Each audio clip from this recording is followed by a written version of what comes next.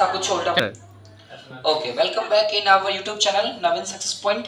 तो आप सभी को एक बार फिर से स्वागत है हमारे YouTube channel Naveen success point पे। तो बिना किसी देर के हम लोग शुरू करते हैं आज का टॉपिक। हमारा टॉपिक है मोल कंसेप्ट। तो जैसा कि हम लोग जानते हैं कि मोल में हमें दो तीन चीजों की आवश्यकताएं पड़ती है। तो सबसे पहले ये मोल में हम लोग जानते हैं, मोल में हम लोग क्या जानते हैं, मोल को सबसे पहले हम लोग बात कर ले कि स्मॉल एन से सूचित करते हैं। किससे? स्मॉल एन से। और small n is equal to we know that W by mw। I mean कि where is n is mole and number of mole and W is weight of substance and molecular mass। mw is equal to molecular mass। मतलब दोस्तों कह सकते हैं कि ये जो n हो गया मोल की संख्या, W हो गया पदार्थ का भार और mw हो गया पदार्थ का अनुभार। तो यहाँ पे हमारा इसी क्वेश्चन से रिलेटेड एक क्वेश्चन है जो कि यहाँ पे क्वेश्चन ये बता जा रहा है 400 ग्राम, ऊपर कर लेंगे क्वेश्चन को हाईलाइट कीजिए, 400 ग्राम कैल्शियम कार्बोनेट में मोल की संख्या ज्ञात करें।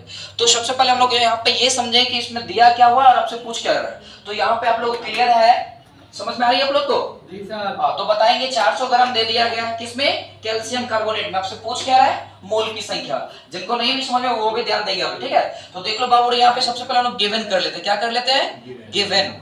और गिवन मतलब क्या होता है? दिया गया है। अगर प्रॉब्लम हो तो इधर आ सकते हैं। गिवन कर लेते हैं और गिवन के सेंस में आप देख लो कि स्मॉल w आपको पता है, small w is equal to पदार्थ का भार। कितना दिया हुआ है? 400 ग्राम ना, तो पदार्थ का भार आपके 400 ग्राम हो गए। नेक्स्ट हम लोग यहाँ पे निकाल लेते हैं mw। mw किसका निकालेंगे?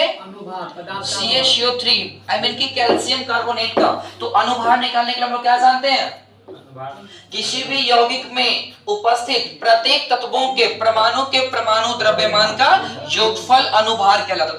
देखो बउआ, यहाँ पे ये जो CaCO3 का निकालेंगे, मतलब Ca एक अलग प्रकार का एलिमेंट है, कार्बन अलग है और ऑक्सीजन अलग है। तो यहाँ पे तीन अलग अलग प्रकार के एलिमेंट्स हैं हमारे पास, है ना? और नंबर ऑफ एटम जो ऑक्सीजन का है वो केवल 3 है, बाकी सब जो है कैल्शियम और कार्बन, नंबर ऑफ एटम एक ही है ना।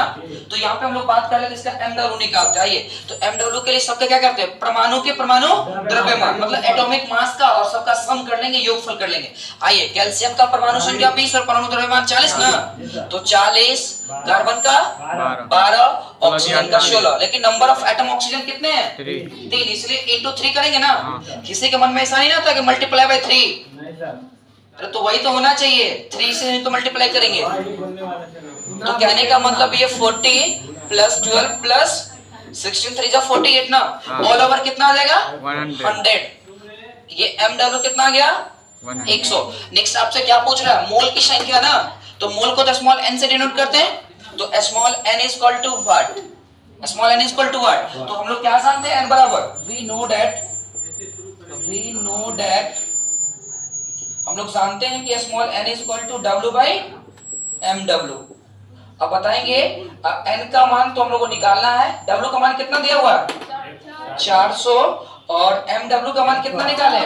100। तो 00 मेरा कैंसिल, तो 4/1 is equal to 4 is our answer. मतलब 400 ग्राम कैल्शियम कार्बोनेट में 4 ग्राम मोल हुए। मोल की कितनी संख्या? 4 ग्राम। Okay, thank you.